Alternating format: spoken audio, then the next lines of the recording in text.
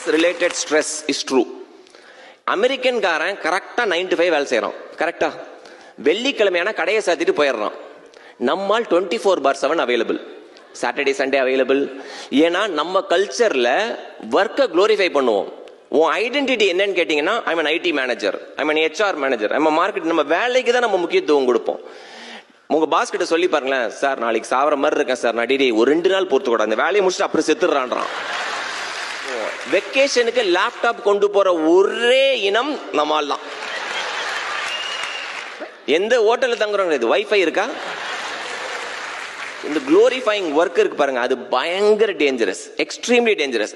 எனக்கான டைம் குறையும் போது ஒர்க்னு போகும்போது அந்த ரப்பர் பேண்ட் ஒரு கட்டத்தில் அருந்துரும். அது அரும்போது அதுக்கான விலை நம்ம கொடுக்குறோம் பாருங்க, அது ரொம்ப பெரிய எக்ஸ்பென்ஸாக இருக்கும். அதனால ஒர்க்கை மட்டும் ரொம்ப ரொம்ப கேர்ஃபுல்லாக இருங்க. சம்டைம்ஸ் ஒர்க் எனக்கு பிடிக்கல அப்படின்னா பிடிச்ச வேலையை தயவு செஞ்சு செய்யுங்க. பிடிக்காத வேலையை செய்யற மாதிரி ஒரு உச்சகட்ட கொடுமை வேற எதுவுமே கிடையாது. அதுதான் உங்களுக்கு மிகப்பெரிய ஸ்ட்ரெஸ். எல்லாரும் வீடு வாங்கணும்னு அவசியம் கிடையாது. ஏன்னா பக்கத்து வீட்டுக்காரன் வீடு வாங்கிட்டான்றதுக்காக நீங்க வீடு வாங்கணுன்றது அவசியம் கிடையாது. உங்களால இவ்வளவுதான் முடியும்னா ஏன் போய் 30 வருஷத்துக்கு லோன் வாங்குறீங்க? as simple as that.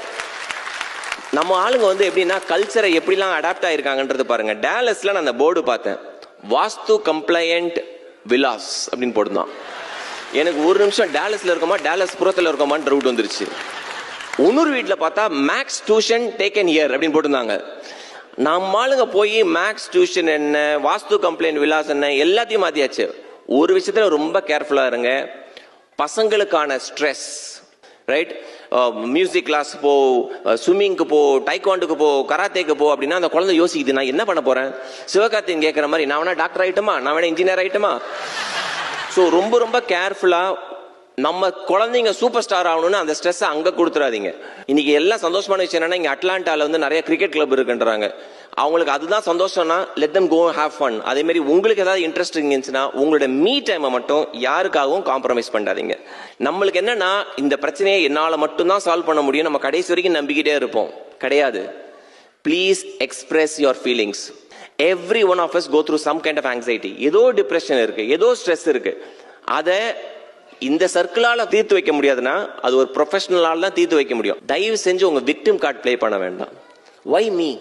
இது ஏன் எனக்கு மட்டும் நடக்குது? இது ரொம்ப காமனா வரும்ல, நான் என்ன தப்பு செஞ்சேன், எனக்கே நடக்குது. ஆர்தர் ஆஷ் அப்படின்னு ஒருத்தர் கேள்விப்பட்டிருப்பீங்க, நியூயார்க்ல டென்னிஸ் பிளேயர். ஆர்தர் ஆஷோட ஸ்டோரி கேட்டீங்கன்னா உங்களுக்கு கண்ணில் தண்ணி வந்துடும். ரொம்ப ஏர்லி ஏஜ்லேயே அவருக்கு ஒரு ஹார்ட் அட்டாக் வருது. அப்போ பைபாஸ் சர்ஜரி பண்றாங்க. 2வது பைபாஸ் சர்ஜரி நடக்கும்போது பிளட் டிரான்ஸ்ஃபியூஷன் நடக்குது அவருக்கு. ஹாஸ்பிட்டலோட கவனக்குறைவால HIV இன்ஃபெக்டட் பிளட் அவருக்கு ஏற்றப்படுது. இது தெரிஞ்சு அவர் ரொம்ப கோவப்படுறாரு, ஆத்திரப்படுறாரு. அதை ரிவீல் பண்ணல. ஒரு கொஞ்ச நாள் கழிச்சு அவர் என்ன பண்றாரு, அவரோட சொத்துல கிட்டத்தட்ட 75% அதே ஹாஸ்பிட்டலுக்கு எழுதி வைக்கிறார். எந்த ஹாஸ்பிட்டல் அவருக்கு HIV இன்ஃபெக்டட் பிளட் ஏத்துனாங்களோ அதே ஹாஸ்பிட்டலுக்கு அந்த சொத்தை எழுதி வைக்கிறார். எதுக்குன்னா HIV ரிசர்ச்காக அவங்க வேலை செய்யணும் அப்படின்னு. 1993ல he passed away.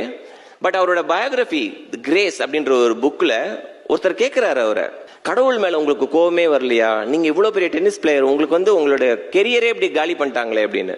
அவர் சொல்றாரு, டென்னிஸ் விளையாடுறத பல லட்சம் பேர் விளையாடுறாங்க. அந்த பல லட்சம் பேர்ல சில 1000 பேர் தான் ப்ரொஃபஷனல் டென்னிஸ்க்கு வராங்க. அந்த சில 1000 பேர்ல சில 100 பேர் தான் கிராண்ட் ஸ்லாம் விளையாடுறாங்க. Wimbledon, US open, Australian open அப்படின்ற இந்த சில 100 பேர் தான் அதுல விளையாடுறாங்க. அதுல என்ன மாதிரி வெகு சில பேர் தான் போய் Wimbledon, Australian open, US open ஜெயிச்சது கைவிட்டு எண்ணிரலாம். அப்பெல்லாம் நான் கடவுளை கேட்கல, எனக்கு ஏன் இதை கொடுத்த அப்படின்னு. ஆனா எனக்கு இந்த வியாதி வந்துருச்சு அப்படின்னும் போது மட்டும் நான் கடவுளை இப்படி இந்த கேள்வி கேட்க முடியும். I will accept it with grace அப்படின்றார் ஆர்தர் ஆஷ். ரைட்? எவ்வளவு ஒரு மகத்தான விஷயம் அது. நம்மளால முடியுமா அது? அப்படின்னா ரொம்ப கஷ்டமான விஷயம் தான். ஃபர்ஸ்ட் கேட்கிற கேள்வியை, எனக்கு ஏன் சாமி இதை கொடுத்த, வை மீ?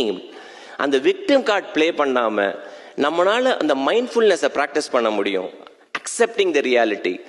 ஸோ ரொம்ப சிம்பிளா நான் மைண்ட்ஃபுல்னஸ் ப்ராக்டிஸ் பண்ற ஒரே ஒரு விஷயம், நான் எந்த புக்கையோ மோட்டிவேஷன் லெக்சரோ அதெல்லாம் கேட்கறது கிடையாது.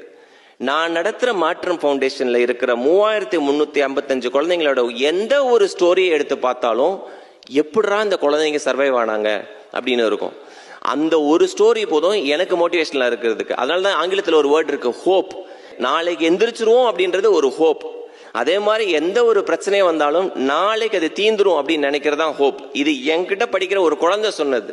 அப்பா அம்மாவை இழந்திருக்கா அந்த குழந்தை. 8ஆம் கிளாஸ்ல அப்பா, 12ஆம் கிளாஸ்ல எக்ஸாம் எழுதுறதுக்கு ஒரு 7 நாளைக்கு முன்னாடி அம்மா இறந்து போறாங்க. 1174 மார்க் வாங்குறான் அந்த குழந்தை. அம்மா இறந்து 7வது நாள்ல. படிக்கணும், ஒரு விமென்ஸ் ஹாஸ்டல்ல இருந்து உட்காந்து படிக்க. அவ ஜெயிச்சு வெளியில வந்தப்ப நான் கேட்ட ஒரே கேள்வி, எப்படிமா, how did you stay focused? ஒரே ஒரு வேர்டு தான், ஹோப் சார். ஏதாவது ஒரு உதவி கிடைச்சிடாதா அப்படின்ற அந்த ஹோப். அந்த ஹோப் ஒன்று தான் நம்மள மென்டலி ஸ்டேபிளா வச்சிருக்கோம். இந்த இடத்துல உங்ககிட்ட இந்த டாபிக்ல பேசினது எனக்கு மட்டற்ற மகிழ்ச்சி. நன்றி, வணக்கம், தேங்க்யூ.